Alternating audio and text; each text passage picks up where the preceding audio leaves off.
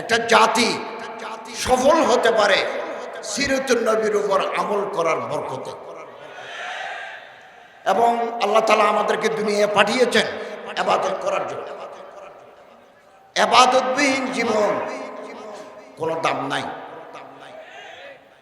এবং আল্লাহ পাঠিয়েছেন এখানে আমাদেরকে রিজিক তালাশ করতে বলেছেন, ওয়াবতাগু মিন ফাদলিল্লাহ। রিজিক তালাশ করো, খাবার, জীবন বাঁচানোর জন্য খাবার তালাশ করো। এই খাবার তালাশ করতে গিয়ে আমাদেরকে হালাল পথে যেতে হবে। দুর্নীতি, স্বজনপ্রীতি, দেশ থেকে টাকা বিদেশে পাচার করে খেলে হালাল রিজিক হয় না। হালাল হারাম যদি পেটে যায়, লা ইয়াদখুলুল জান্নাতা জাসাদুল গুযিয়া বিল হারাম। শরীরের ভিতরে রক্ত আছে 5.5 লিটার, হাড্ডি গোস্ত আছে 60 থেকে 70 কেজি।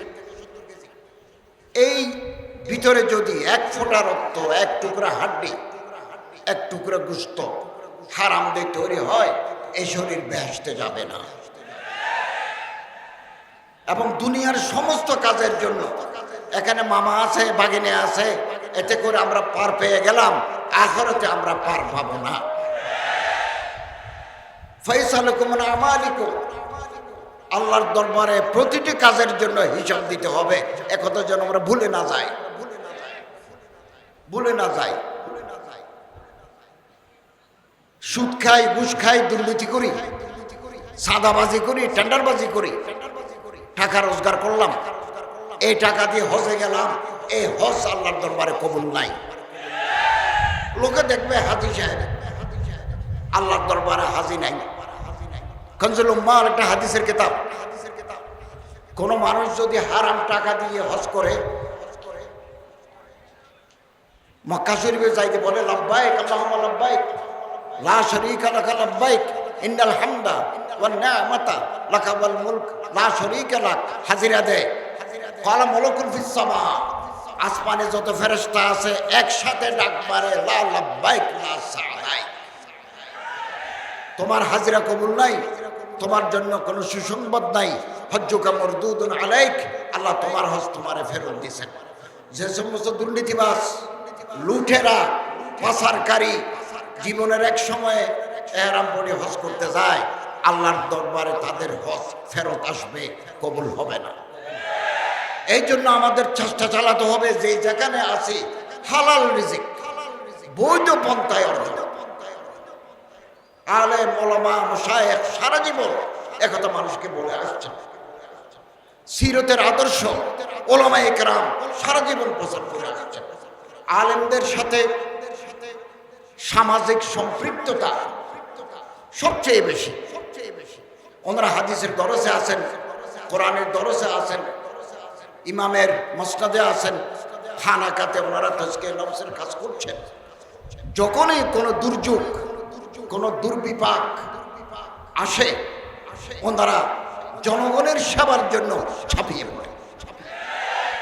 কোভিড-19 করোনাকালীন এই মসজিদের ইমাম সাহেবরা, মুহাদ্দিসিনরা, ছাত্ররা এই লাশ দফনের ক্ষেত্রে ওনারা সবচেয়ে বড় ভূমিকা রেখেছেন।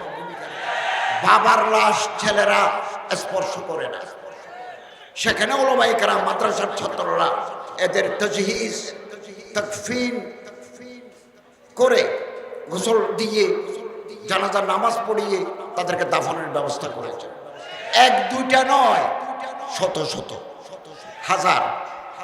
আগামী দিনেও কোনো দুর্যোগ, দুর্বিপাক, কোনো মাসায়েব যদি বাংলাদেশে আসে, এই সাম্প্রতিক বন্যায় আমি লক্ষ্মীপুর গেছি, নোয়াখালীতে গেছি, ফেনীতে গেছি, সব জায়গা থেকে মাদ্রাসার হুজুররা, ছাত্ররা ত্রাণ দিচ্ছে।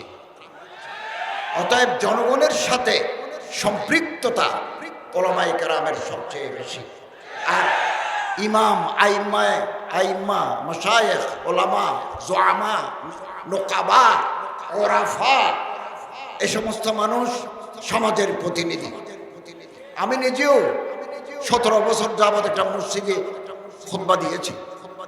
আমাদের কথা মানুষ শুনতে চায়, মানতে চায়, টেলিফোন করে জেনে নেয় অতএব সামাজিক শক্তি এই নেতাগুলো হচ্ছেন ওলামায়ে কেরাম। ওলামায়ে কেরামকে বাদ দিয়ে তাদের মতামতকে অগ্রাহ্য করে বাংলাদেশের কোনো সিদ্ধান্ত কার্যকর হবে না। এবং আমি আপনাদেরকে আশ্বস্ত করতে চাই, আমরা যতদিন রাষ্ট্র পরিচালনার দায়িত্বে আছি, এই বাংলার সীমানার ভিতরে আল্লাহ রসুল সাল্লাল্লাহু আলাইহি ওয়াসাল্লামের অবমাননা করে, ইসলামকে অসম্মান করে এইরকম যদি কেউ কোনো মন্তব্য করে, কোনো পদক্ষেপ নেয়, আমরা তাদের প্রতিহত করার জন্য তৈরি আছি। আমাদের এই সরকার আলেমদের সাথে নিয়ে কাজ করতে আগ্রহী, তবে আমাদের সময় কম। আমরা ইন্টারিম গভর্নমেন্ট, অন্তর্বর্তীকালীন সরকার। আমাদের সাংবিধানিক দায়িত্ব হচ্ছে আরেকটা প্রধানমন্ত্রী না আসা পর্যন্ত আমরা আইন শৃঙ্খলা রক্ষা করব, এটাকে ডেভেলপ করব, রেস্টোর করব। Restoration of law and order situation, এটা আমাদের অগ্রাধিকার। 2, সাস্টেইনেবল ইকোনমি। আমাদের এখন রিজার্ভে টাকা নাই। আমরা এমন এক সময়ে সরকারের দায়িত্ব নিয়েছি, আমাদের রিজার্ভ খালি, সব নিয়ে গেছে বাইরে।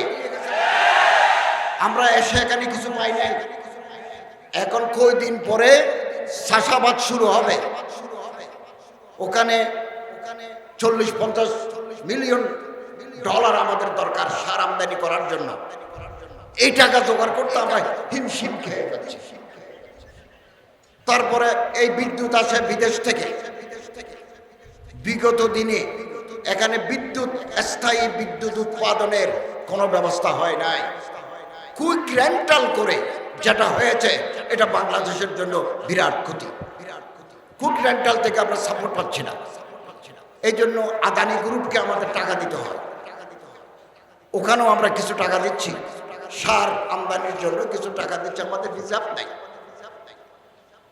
তবে আসার কথা হচ্ছে, বিদেশে যারা আছেন তারা ব্যাংকিং চ্যানেলে টাকা পাঠাচ্ছেন। এটা আলহামদুলিল্লাহ গত মাসে 2.2 বিলিয়ন হয়েছে। আপনাদের আত্মীয় স্বজন যারা বাইরে আছেন, হুন্ডিতে টাকা না পাঠিয়ে ব্যাংকিং চ্যানেলে টাকা পাঠালে আমাদের অর্থনৈতিক সমৃদ্ধি আসবে। আমরা চেষ্টা করছি ফরেন ট্রেড, রপ্তানির মাধ্যমে কিছু টাকা আনার জন্য আমরা চেষ্টা করছি। এক কথায় আমরা একটা চ্যালেঞ্জের ভিতরে যাচ্ছি। এই চ্যালেঞ্জ সাথে সমাধানে আমাদের সাথে আপনারাও আছেন, এই বিশ্বাস আমার আছে। সম্মানিত হাজরিন, টাকা রোজগার করা ফরজ। তলব কাসবিল হালাল ফরিজাতুন বাদাল ফরিজা। আল্লামা তকি উসমানী সাহেব ইসলাহি খুতবাতে লিখেছেন, নামাজ, রোজা, হজ, যাকাত আউয়ালিন ফরজ, নিচে আরো ফরজ আছে, সেকেন্ড ক্যাটাগরি অফ ফরজ। সেটা হচ্ছে পেটের ভাত জোগাড় করা, বিবি বাচ্চাদের জন্য খাবার জোগাড় করা, মা বাবার জন্য অন্ন জোগাড় করা, এটা সেকেন্ড ক্যাটাগরি অফ ফরজ। যে কোনো কাজ, হালাল কাজ। আমি রিক্সা চালাতে পারি, আমি সিএনজি চালাতে পারি, আমি একটা ব্যবসা করতে পারি। পয়সা থাকলে বড় ব্যবসা করব, পয়সা কম থাকলে ভ্যান গাড়ি দিয়ে তরকারি বেচবো। এগুলো এবাদতের ভিতরে, এবাদতের ভিতরে।